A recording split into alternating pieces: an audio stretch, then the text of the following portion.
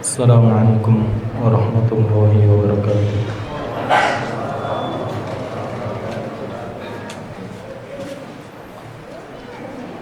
Innal hamdalillah nahmaduhu wa nasta'inuhu wa nastaghfiruhu wa natubu ilayh wa na'udzu billahi min shururi anfusina wa min sayyiati a'malina may yahdihillahu fala mudilla lahu wa may yudlil fala hadiya lahu asyhadu an la ilaha illallah wahdahu la syarika lahu wa asyhadu anna Muhammadan abduhu wa rasuluhu la nabiyya wa la rasula ba'da.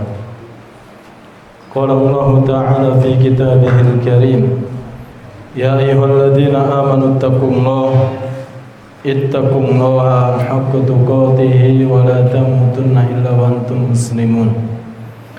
Ya ayyuhan nasu ittaqu rabbakumul ladzi khalaqakum min nafsin wahidah wa khalaqa minha zawjaha wa batha minhuma rijalan katsiran wa nisaa. Wattaqullaha alladzi tasaaluna bihi wal arham innallaha kana 'alaikum raqiba. Fa inna asdaqal hadithi kitabullah wa khairal hadi Muhammadin sallallahu alaihi wasallam wa syarrul umuri muhdatsatuha fa inna kulla muhdatsatin fid din bid'ah wa kulla bid'atin dhalalah wa kulla dhalalatin finnar. Ayohal ikhwah, para jemaah sekalian, Bapak Ibu, adik-adik sekalian yang dimuliakan Allah Subhanahu wa taala. Pada kesempatan yang lalu kita sudah sampai pada hadis yang ke-23.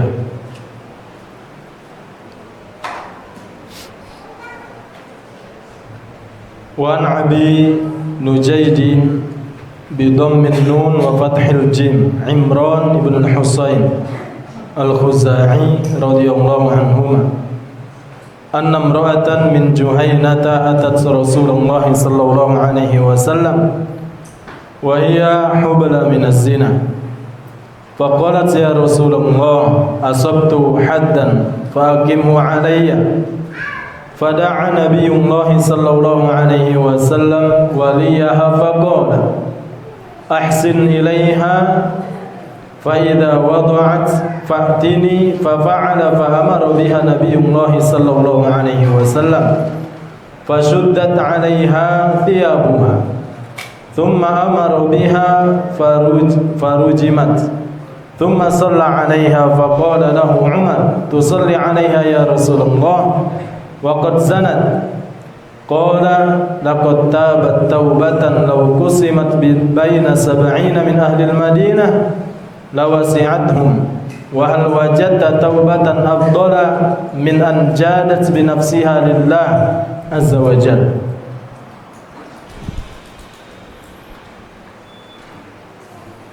Imran ibn al-Husayn. Pada kesempatan yang lalu, Bapak Ibu, telah kita bahas sedikit dari biografi beliau.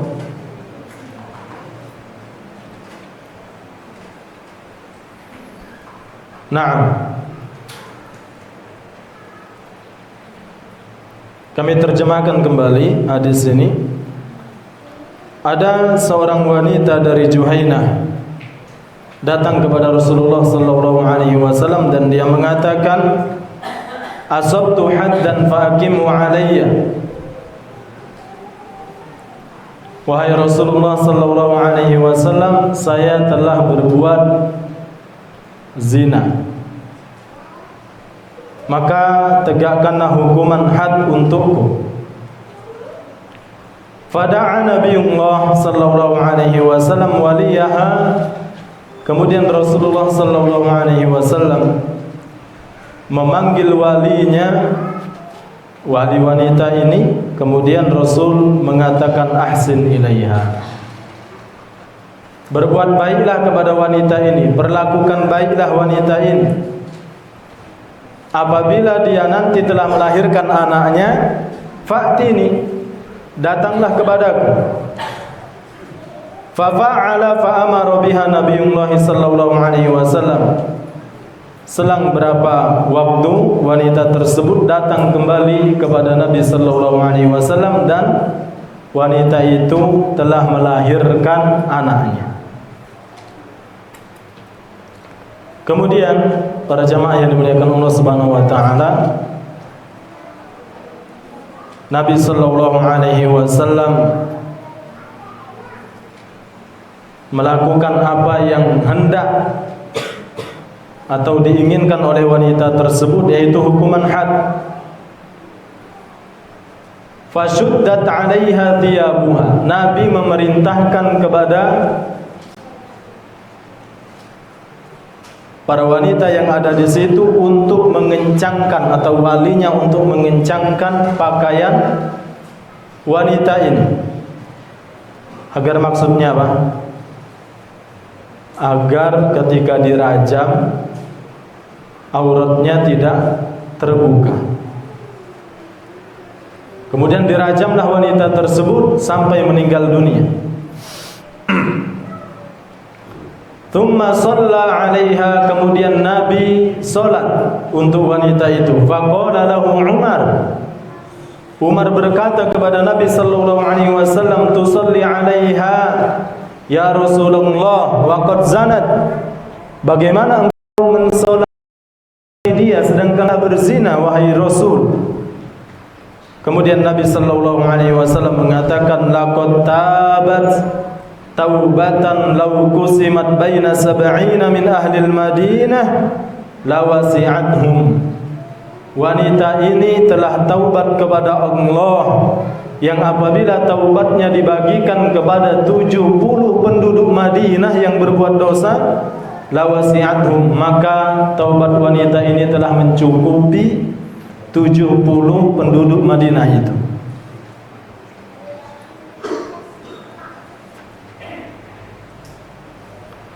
Wa hal wajadta taubatan afdala min an jadat bi nafsiha lillahi azza wa jalla, wahai Umar? Pernahkah engkau mendapati taubat semacam ini yang dia telah menyerahkan jiwa dan raganya, bahkan nyawanya untuk Allah? Muttafaqun rawahu Muslim. Tamam, para jamaah yang dimuliakan Allah Subhanahu wa taala, ini saya ulangin lagi karena kemarin terputus ya. Maka judul kajian kita apa? Biarkan antara dirimu dan Allah. Ini part yang keduanya. Kita mencoba mengambil beberapa faedah ya, sebagaimana dijelaskan oleh Syekh Shalih Al-Utsaimin di dalam kitab beliau ini, Syarah Riyadhus Shalihin. Nah, kata beliau, mungkin ada yang berkata,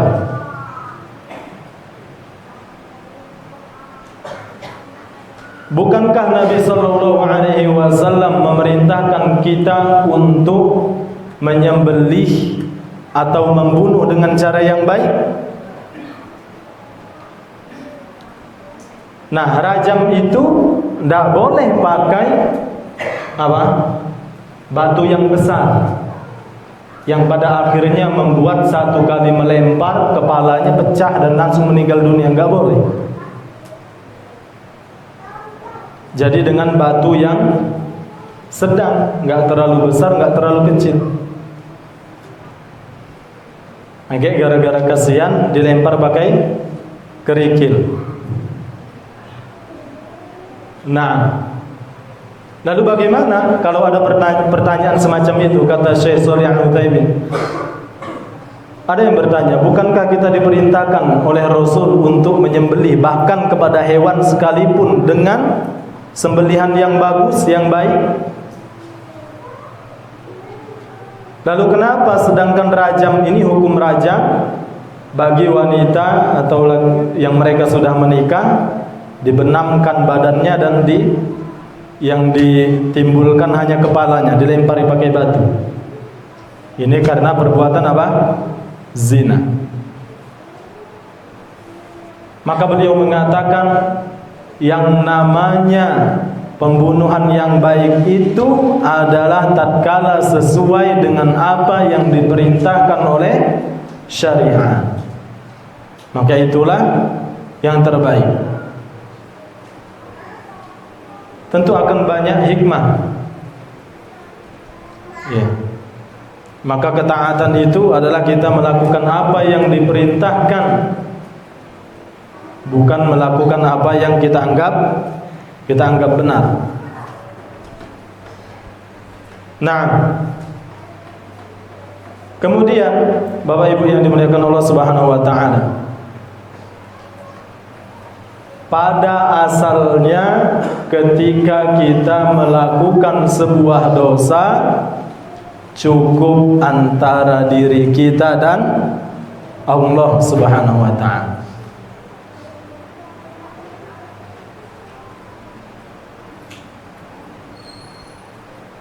Makanya orang-orang yang tidak diampuni dosanya adalah mujahirun.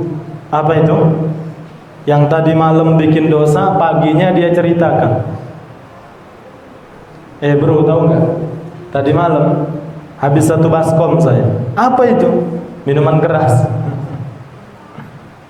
Lah tahu dosa dia ceritakan.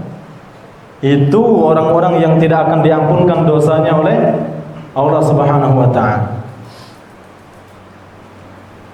Maka sebenarnya kalau wanita ini dia tidak melaporkan kepada hakim, dalam hal ini kepada Nabi sallallahu alaihi wasallam, sebenarnya sudah cukup taubat kepada Allah Subhanahu wa taala.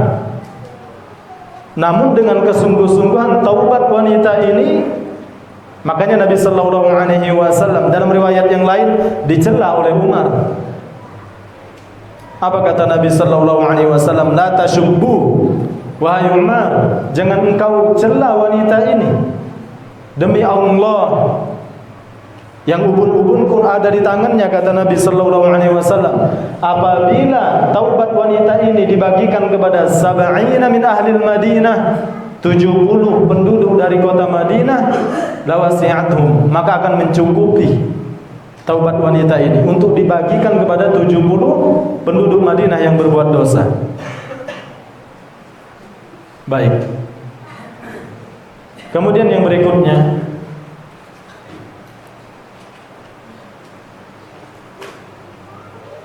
bolehnya kita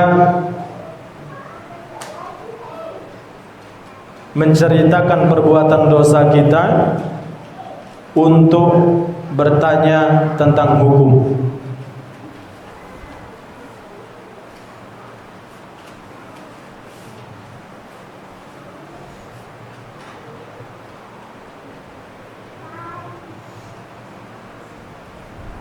Dan ini salah satu sebenarnya jadi dilema bagi para dai. Karena para dai akhirnya tanda kutip mengetahui aib-aib sebenarnya.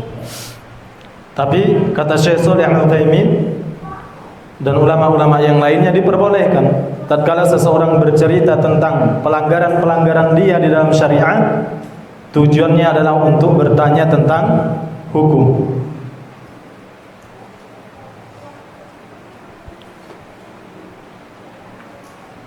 Sama seperti ada hadis waqa'tu ala ahli, wahai Rasulullah, saya telah melakukan hubungan suami istri pada nahar Ramadan, pada siang Ramadan. Maka bagaimana kafarat untukku? Nah, ini tanda kutip dia menceritakan pelanggaran dia di dalam agama Allah Subhanahu wa taala untuk tujuannya bertanya tentang hukum.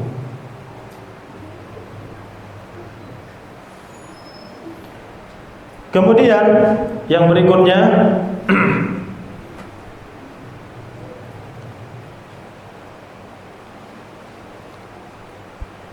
para ulama berbeda pendapat tentang apakah tatkala seseorang dikenai hukuman had di permukaan bumi, dia masih akan diazab nanti di hari kiamat, ataukah tidak.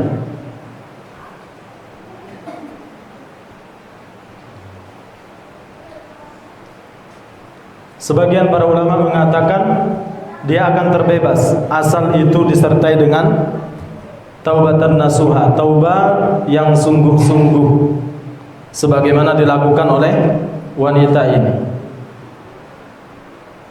Sudah menyerahkan diri, raganya, bahkan jiwanya, nyawanya untuk Allah Subhanahu wa taala. Maka berdasarkan hadis ini, sebagian para ulama berkomentar telah dihilangkan nanti hukuman dari perbuatannya tersebut di akhirat.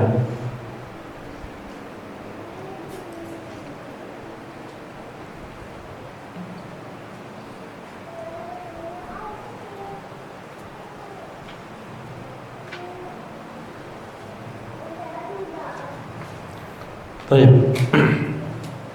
Kita masuk kepada hadis yang berikutnya.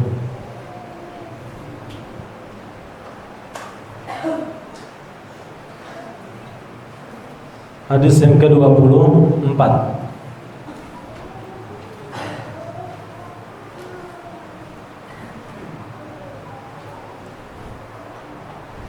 Wa 'an Ibnu Abbas wa Anas bin Malik radhiyallahu anhum anna Rasulullah sallallahu alaihi wasallam qala law anna li ibni Adam wadiyan min dhahabin ahabba an yakuna lahu wadiyani walan yamla'a fahu illa turab wa yatubu Allahu 'ala man taba, muttafaqun alaih.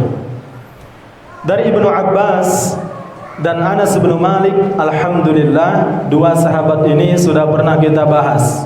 Siapa itu Ibnu Abbas? Siapa Anas bin Malik? Radhiyallahu anhum, semoga Allah meridhai keduanya. Anna Rasulullah sallallahu alaihi wasallam qala, bahwa Nabi sallallahu alaihi wasallam bersabda, "Lau anna li bani Adam wadiyan min dahabin ahabba an yakuna lahu wadiyan."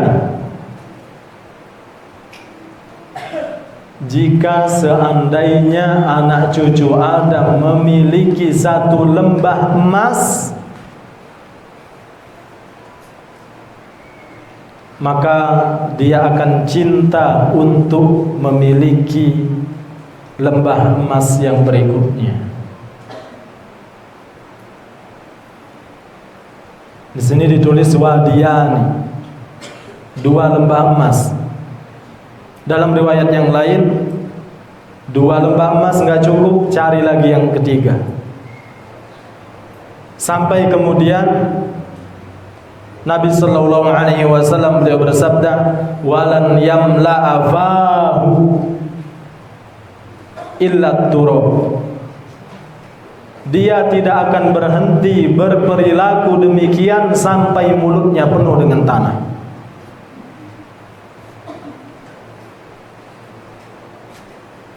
Dalam riwayat yang lain, mulut dan perutnya.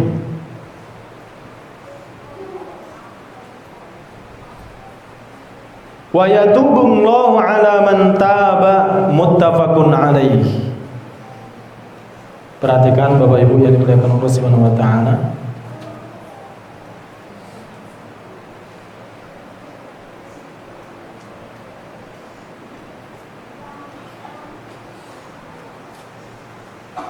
Walan yamla'a fahu illa turab wa yatubullahu 'ala man taba. Dia mencari satu wadi, satu lembah emas, kemudian memiliki satu lembah emas itu dia akan mencari yang kedua dan yang ketiga. Ini menunjukkan bahwa memang hawa nafsu manusia itu besar. Wa tuhibbunal mala hubban jamma. Kalian mencintai harta itu dengan hubban jamma, dengan kecintaan yang luar biasa. Ada surat yang insya Allah kita hafal semuanya, senada dengan apa yang disabdakan oleh Nabi Sallallahu Alaihi Wasallam ini. Surat apa? Alhaakumut takatsur. Apa kata Allah setelah itu? Hatta zurtumul maqabir. Bermegah-megahan itulah yang akhirnya membuat kalian lalai, terlena, tertipu. Hatta zurtumul maqabir, sampai akhirnya kalian masuk ke dalam alam barzakh, alam kubur. Baik, Bapak Ibu yang dimuliakan Allah Subhanahu wa taala, para jemaah sekalian, ada yang menarik pada kalimat walan yamla'a fahu illa turab. Tidak akan berhenti sampai akhirnya mulut anak cucu Adam itu penuh dengan tanah. Maksudnya sampai dia wafat. Baik, yang menarik berikutnya adalah wa yatubullahu 'ala man taba. Allah menerima hamba-hambanya yang bertaubat.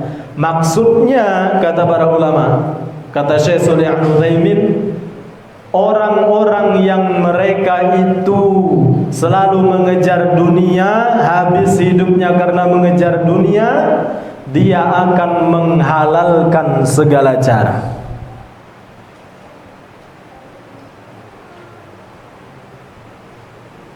Jingok kanan aman, kiri aman, depan aman, belakang aman, sikat.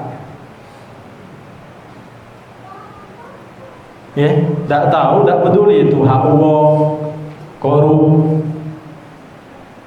Masya Allah, 271 triliun. Ya. Dana masjid dikorup. Apa sih yang nggak dikorup di Indonesia? Al-Quran dikorup, gula dikorup, kopi dikorup. Apa yang tidak dia? Karpet masjid dikorup. Ini nih kata Nabi, tidak bakal berhenti manusia atau cah itu sampai akhirnya mulut dan perutnya penuh oleh tanah.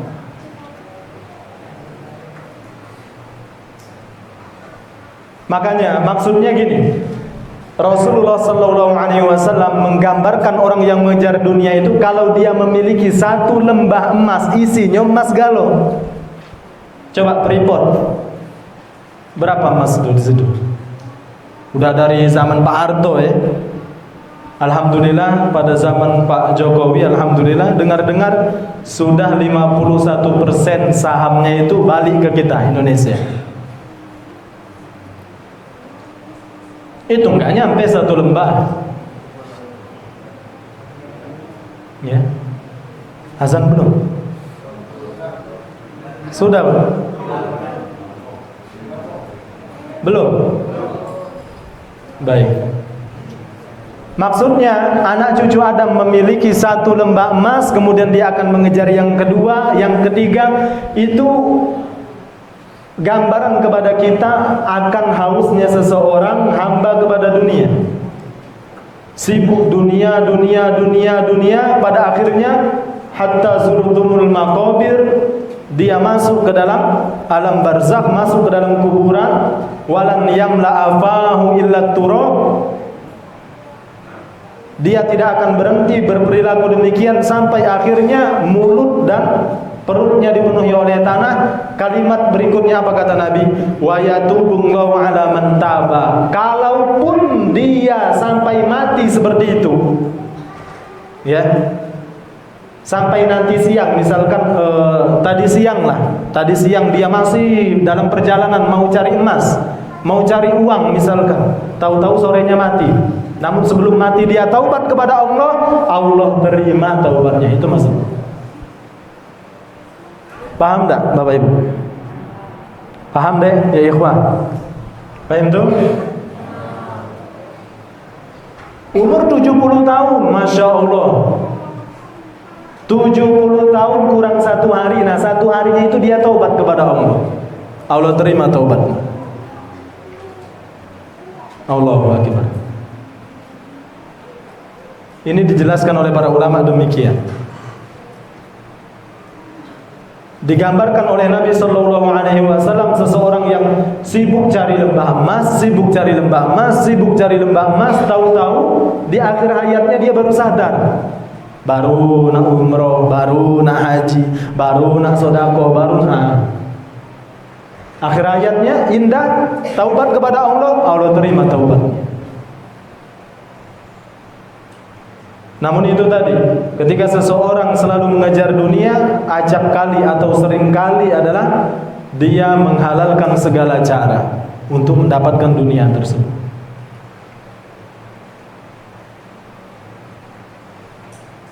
Baik. Hadis yang ke-25.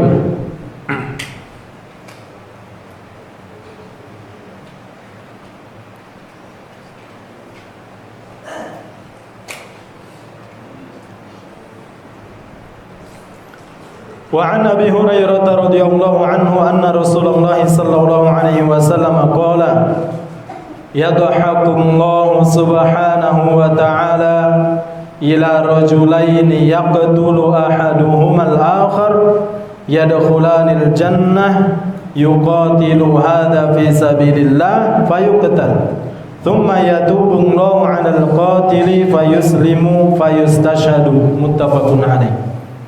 Dari sahabat Abu Hurairah bahwasannya Rasulullah sallallahu alaihi wasallam bersabda, yadhakumullah, Allah tertawa.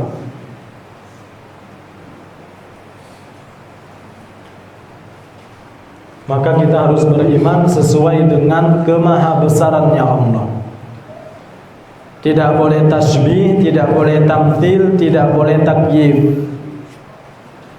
Tidak boleh tasbih menyerupakan, tamthil juga enggak boleh, takyif atau bagaimana, cak mana Allah tertawa, enggak boleh. Kita cuma beriman Allah tertawa kepada apa? Ila rajulaini, kepada dua orang laki-laki, yaqtulu ahaduhumal akhar, yang membunuh salah satu, dua orang tadi membunuh satunya, yadkhulanil jannah, namun dua-duanya masuk surga. Gimana itu ceritanya?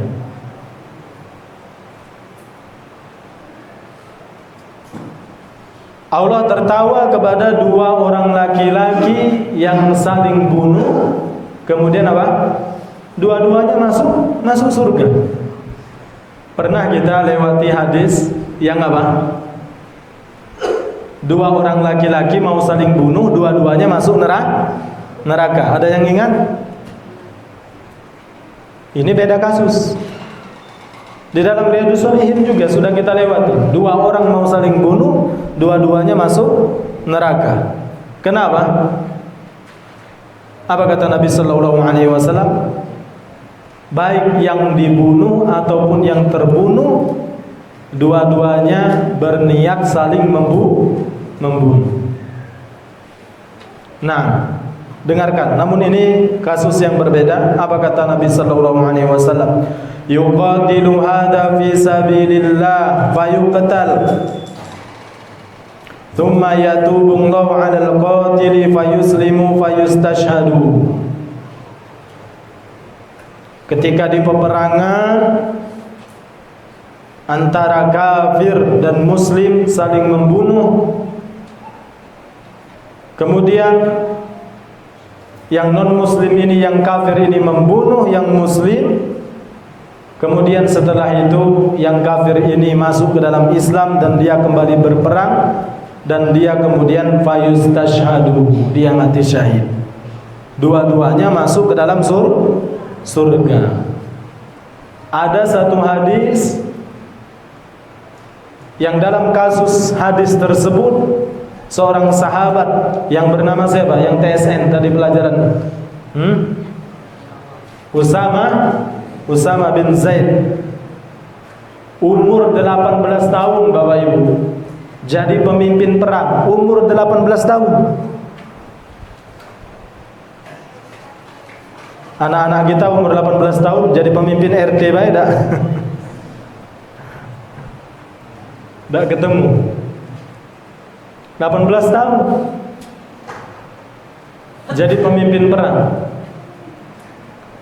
Selama 40 hari 40 malam Usama bin Zaid menghadapi bangsa Romawi. Yang dipimpin Usama bin Zaid adalah sahabat-sahabat yang senior. Umar, Abu Bakar ada sebagai bawahan Usama bin Zaid.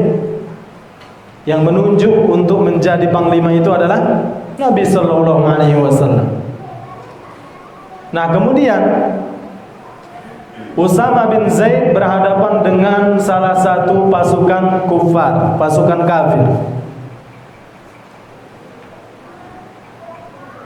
Usama bin Zaid berhasil dilukai oleh si kafir ini. Kemudian ketika Usama bin Zaid mau kembali membalas, ternyata orang kafir ini bersyahadat. Apa yang dilakukan oleh Usama bin Zaid? Bapak Ibu, apa yang dilakukan oleh Usama bin Zaid? Enggak ada belas kasihan, dibunuh sama Usama bin Zaid. Akhirnya dilaporkanlah kejadian itu kepada Nabi sallallahu alaihi wasallam. Langsung Usama bin Zaid dipanggil oleh Nabi sallallahu alaihi wasallam.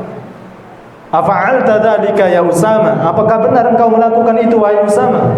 Benar, kata Usama bin Zaid. Benar wahai Rasul. Innama fa'alahu dzalika lita'awudzan. Ini si kafir ini, dia syahadat itu karena mau berlindung dari aku wahai Rasul. Apa kata Nabi sallallahu alaihi wasallam? Muka Nabi langsung merah, marah kepada Usama bin Zaid. Sembari Nabi mengatakan, "Afa syaqaqta an qalbi, apakah engkau telah membelek?" Tahu membelek enggak Bapak Ibu? Aman Bapak Ibu, nah ibu-ibu sering ke pasar, nak beli lele 1 kilo. Yang punya lele itu kan ngomong, nak disiangi apa tidak? Tahu disiangi tidak? Nah, disiangi apa tidak, Bu?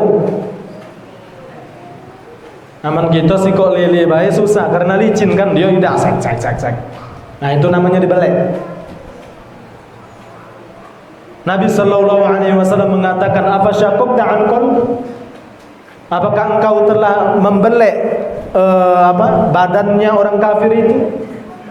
Apakah engkau telah menyobek isi dadanya, kemudian engkau lihat hatinya? Maksudnya kalau orang itu bersyahadat, yang harus dihukumi dia masuk ke dalam Islam. Nah, mau dia munafik atau dia sholatnya lalai, itu urusan dia dengan Allah Subhanahu wa ta'ala. Makanya akidah Ahlussunnah itu nahkum bidzahir. Kita cuma mampu menghukumi yang nampak. Adapun urusan hati seseorang itu adalah murni urusan Allah Subhanahu wa ta'ala.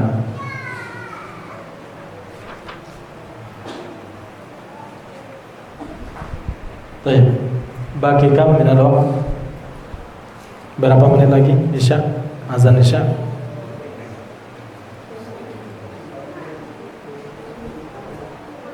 3 menit. Baik. Barakallahu fikum. Itu 2 hadis yang kita bisa bahas pada kesempatan kali ini. Waktu yang tersisa kita mencoba untuk menjawab beberapa pertanyaan insyaallah. Semoga Allah Subhanahu wa taala membukakan pintu-pintu ilmu.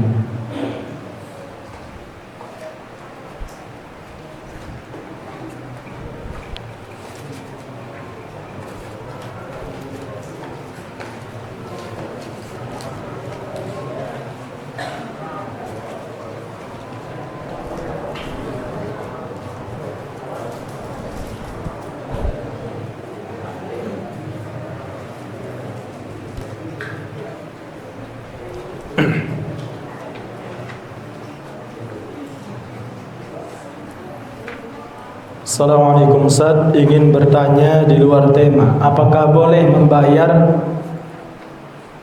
puasa kafarat di kelang-kelang?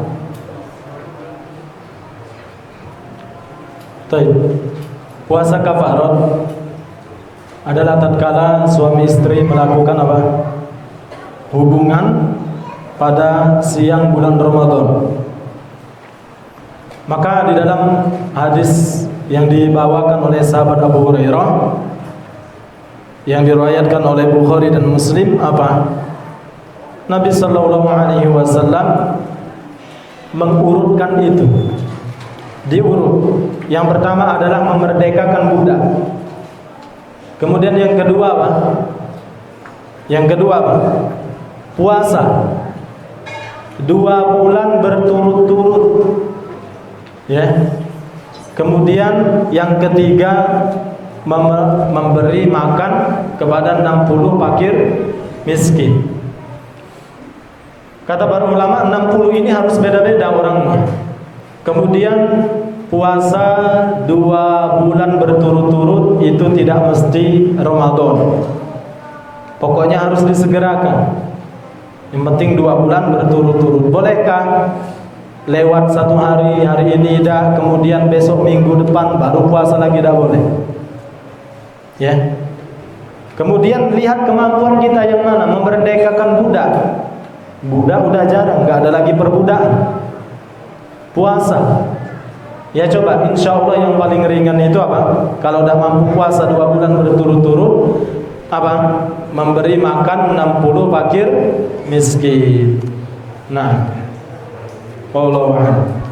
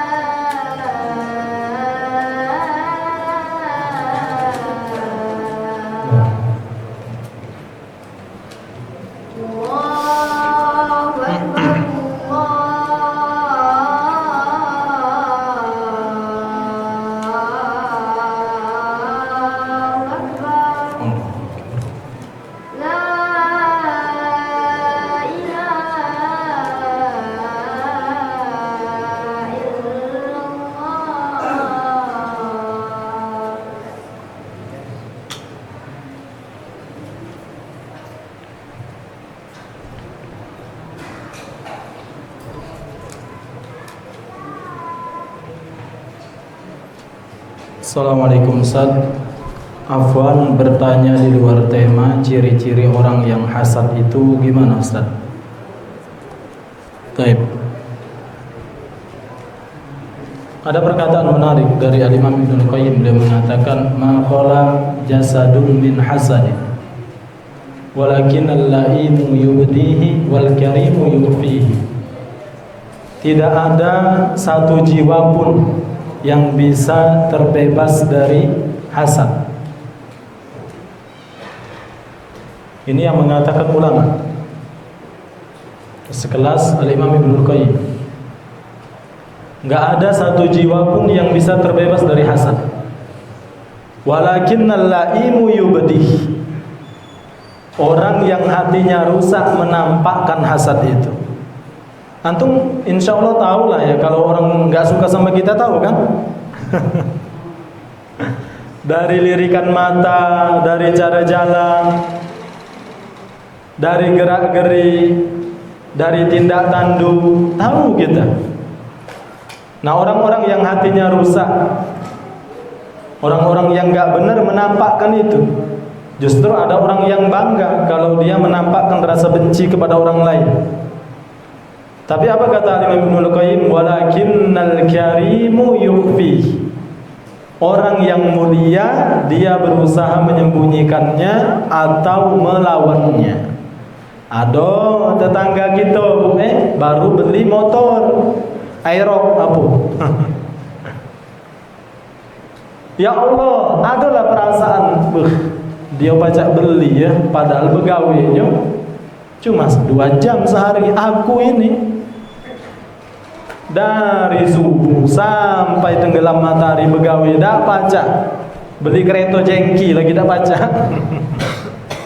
Ada perasaan itu, ya Allah, langsung dilawan sama dia. Cara ngelawannya gimana? Dia datengin. Masya Allah Pak, berapa beli? Doa ke Pak agar aku baca beli juga. Dilawan, akhirnya langsung netral perasaan tadi itu, netral. Enggak, orang yang hasad, ya, orang yang hatinya rusak dia nampakkan. Nah ini, iyakum wal hasad, jauhilah oleh kalian perasaan hasad, karena hasad itu memakan kebaikan. Kama ya'kulul hatabu an-nar, kama ya'kulun narul hatab, sebagaimana api itu melahap kayu bakar. Orang yang hasad itu, ya Bapak Ibu yang dimuliakan Allah, orang yang hasad itu kebahagiaannya ditentukan orang lain. Semakin orang lain bahagia, semakin dia sengsara. Alangkah enaknya gawe itu. Jadi kebahagiaan dia itu didekte orang lain, dipegang orang lain. Ada tulisan yang bagus di dalam kitab Tadhkiratus Sami' wal Mutakallim fi Adabil Alim wal Muta'allim. Salah satu obat hasad itu apa?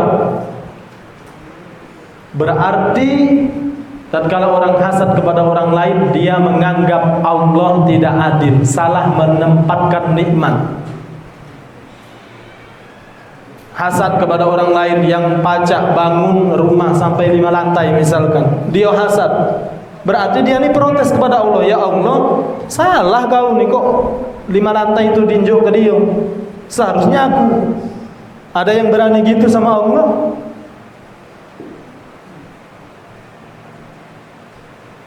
Allah adalah zat yang paling adil. Gak mungkin Allah salah meletakkan nikmat. Itu yang harus kita pahami. Banyak ada Bapak Ibu yang sampai S3 bahkan profesor, Masya Allah, Allah ternyata seretkan rezekinya. Ada yang SD tidak lulus, Masya Allah, asetnya di mana-mana. Gak mungkin Allah salah dalam meletakkan nikmat. Nah,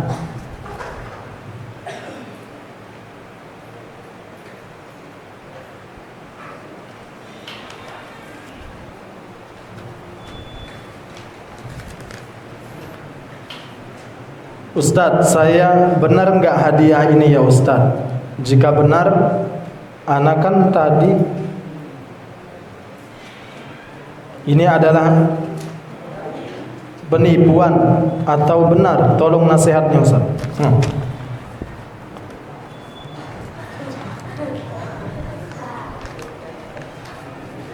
Nak kau hubungi sampai manapun, tak bakal kau dapat hadiah itu. Ini apa? Penipuan. Banyak biasanya di apa? Di dalam ciki-ciki, makanan budak, bahwa kita bakal dapat apa? Fortuner, dapat Dulu tuh pernah digempar juga di Tanjung Telang itu. Tapi ujung-ujungnya itu disuruh transfer. Hilang bahaya, kayak transfer sampai puluhan juta hilang. Penipuan kayak gitu. Apalagi yang biasanya salah transfer. Ustadz, ini saya sudah transfer ke yayasan Ustadz 10 juta. Tahu-tahu dia bilang kelebihan transfer, tolong transfer ke sini Ustadz ya, 2 juta. Ternyata rekening dia itu. Nah,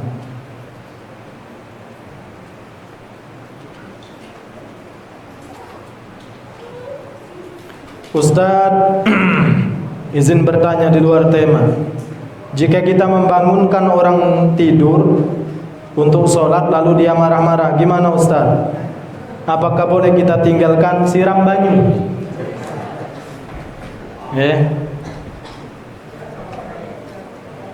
Berikan itu wewenang. Kalau di sini santri, berikan itu wewenang kepada Ustadz. Jangan main hakim sendiri dengan kawan. Kalau dia tidak galak bangun, sudah tinggalkan.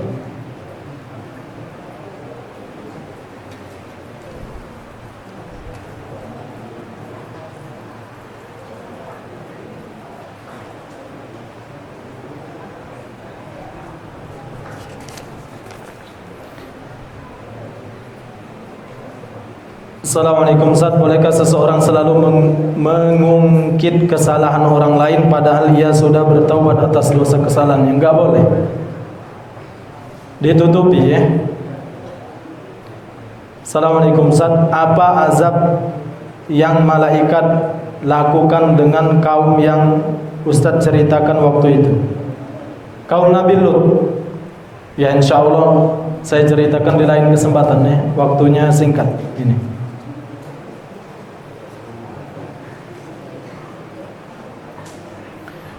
Ustadz, izin bertanya, apa yang harus kita lakukan jika kita lupa membaca bacaan ketika ruku atau sujud? Kalau misalkan posisi kita sebagai makmum, maka nggak perlu untuk mengulang lagi. Posisi kita makmum karena apa? Qiraatul imam, qiraatul makmum. Bacaan imam itu bacaan makmum. Bahkan ketika kita menjadi makmum, kita meneng baik, diam aja gitu kan, sudah sah salat. Tapi kalau kasusnya adalah salat sendirian, maka harus sujud sahwi. Sujud sahwinya dilakukan sebelum salam. Nah, wallahu a'lam.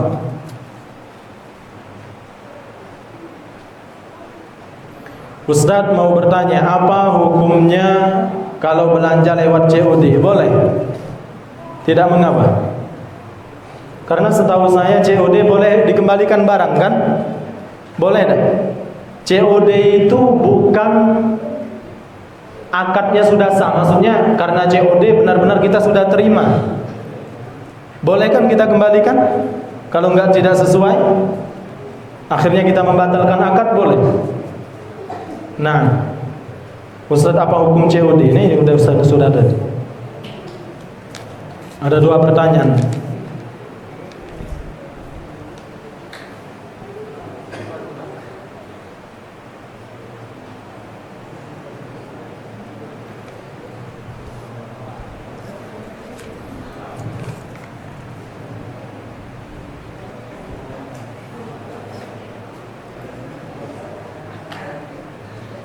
Ustadz izin bertanya, apa hukum memberi uang tips?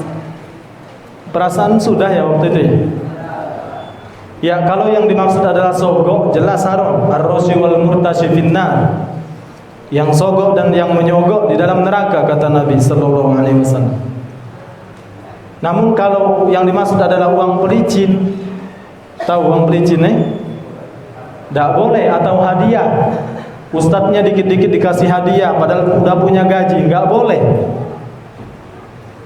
Ya Bapak Ibu, ustadznya dikasih hadiah, titip anak saya Ustadz ya, nggak boleh, kecuali sampai anaknya lulus. Kalau anaknya sudah lulus dari pondok atau dari lembaga, sebagai tanda terima kasih, sudah dikasih hadiah gurunya, kepala sekolahnya boleh. Tapi selama masih belajar nggak boleh. Karena nggak mungkin bisa adil ustadz itu, guru itu. Age anak dia itu melakukan kesalahan, woi, tidak baca dihukum ini. Emak dia ngasih aku hadiah terus, nggak boleh.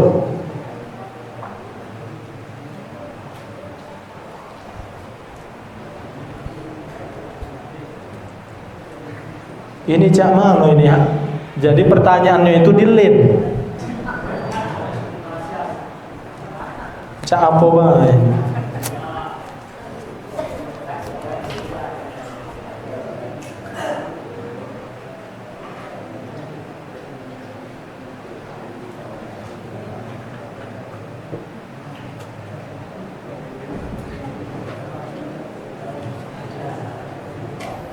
Assalamualaikum Ustaz, mau bertanya bagaimana cara menghadapi seseorang yang suka meminjam barang orang lain sampai habis, sampai rusak, namun ia tidak galak bertanggung jawab. Dan bagaimana cara menghadapi seseorang yang suka menggosok yang meminjam barang dan bilang hanya setelah barangnya dipakai. Jadi make dulu baru izin. Ini biasa di pesantren itu itu. Aduh, santri-santri itu yang 2 tahun tidak beli odol. Ngapo? Odol kawannya terus yang dipakai. Insya Allah sudah semua tahu jawabannya. Nggak boleh, ya. Nggak boleh.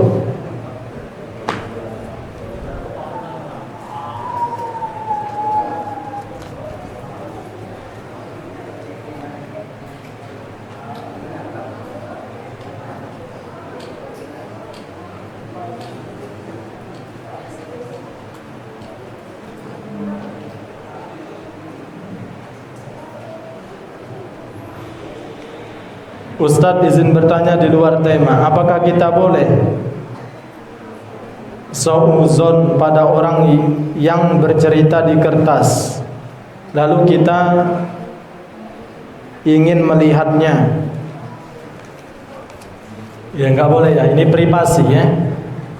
Karena memang manusiawi itu ketika punya beban mau dikeluarkan. Kalau nggak bercerita ya dia nulis, bercerita di buku.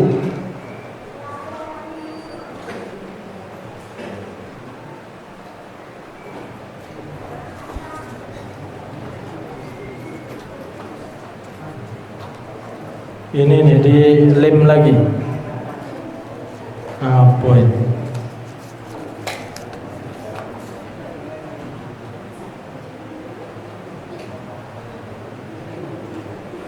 Ustadz, bagaimana hukum orang yang meminjam barang kita, kemudian dia pinjamkan barang kita itu ke orang lain? Akhirnya dipinjamkan lagi ke orang lain, sudah mati.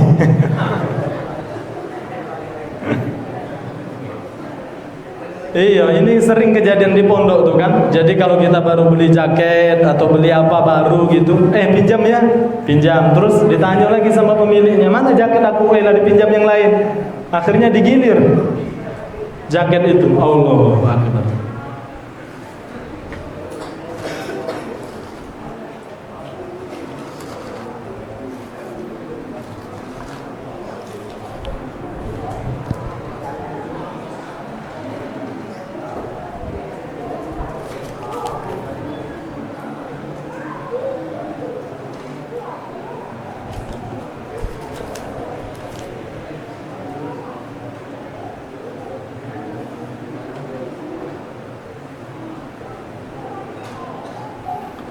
Ustadz, apa hukum menjadikan monogami sebagai syarat perjanjian pranikah? Apakah hukum dari syarat perjanjian tersebut sah atau tidak?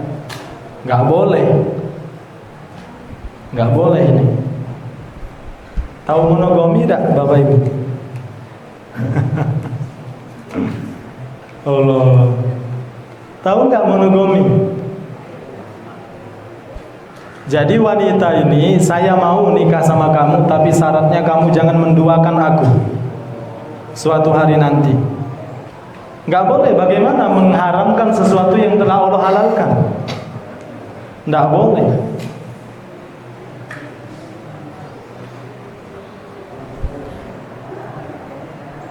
Pokoknya kamu harus setia sampai apa? Sampai mati. Yang harus digaris bawah itu apa? Mengharamkan sesuatu yang Allah halalkan, nggak boleh. Ya, ibu-ibu ya.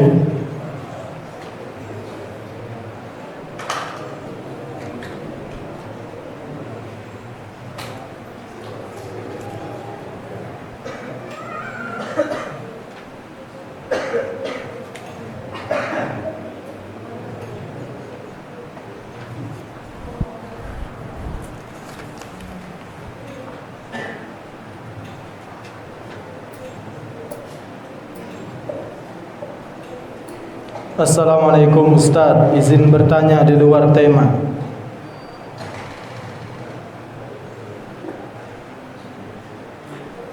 Apakah benar Ustaz Tarzakaria pernah meruntuhkan batang balam dengan cara memukulnya? Tahu dari mana? Dah. Cerita-cerita halu nih. Itu salah, yang benar tuh aku makan balang. Dari mana ini? Allahu Akbar.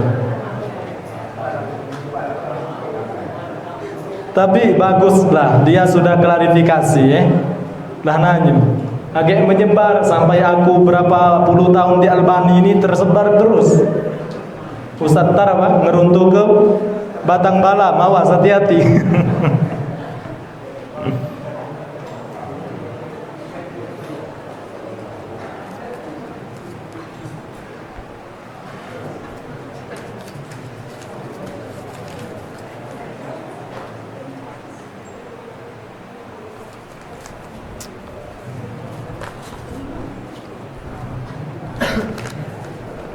Ya, tiga menit lagi ya, bentar lagi.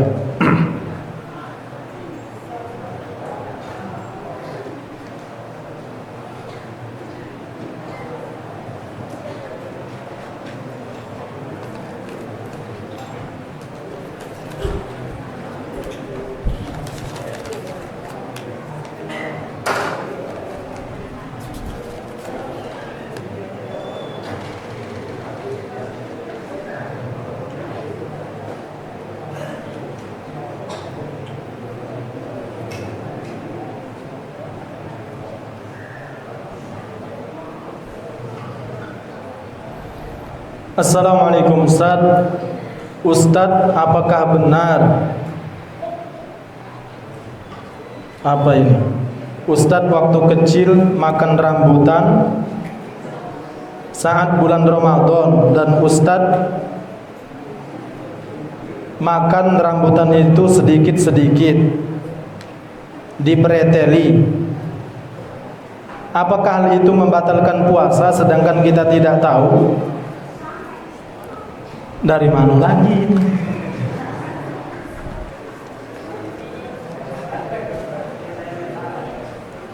Tadi ngeroboh ke balam, ini makan rambutan. Nah. Baik, kalau tidak tahu tidak mengapa. Tidak membatalkan puasa. Karena syarat batal puasa itu ada 3. An yakuna aliman, an yakuna dzakiran, an yakuna amdan.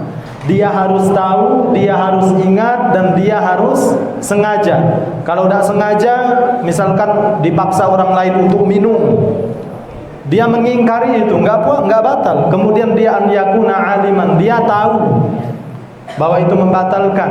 Kalau dia nggak tahu bahwa itu membatalkan, nggak apa-apa, lanjut puasa. Atau an yakuna dzakiron, hendaknya dia ingat. Kalau dia nggak ingat, lupa ya. Sudah makan 1 mejikom nasi, lupa.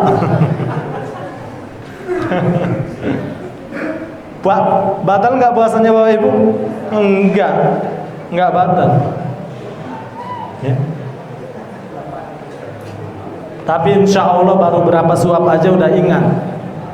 Nggak mungkin ada yang sampai 1 mejikom.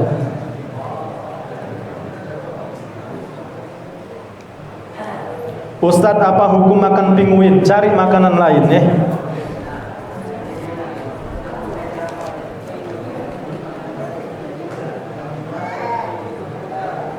Ustadz, apa hukum maling sendal waktu sholat jamaah? Insya Allah kalau sholat jamaah ada baca maling ya. Berarti yang maling tidak sholat jamaah.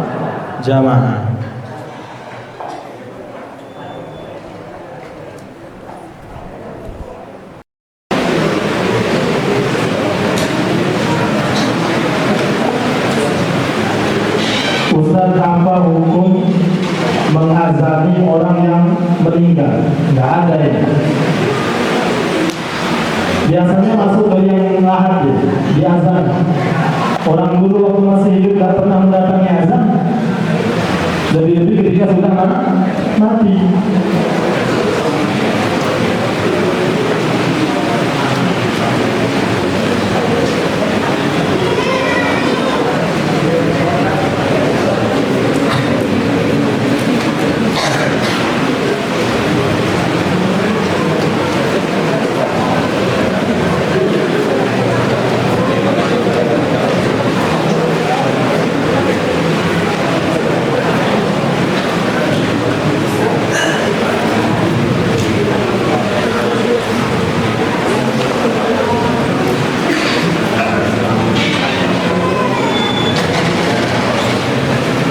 Ustaz, apakah halal makan ubi?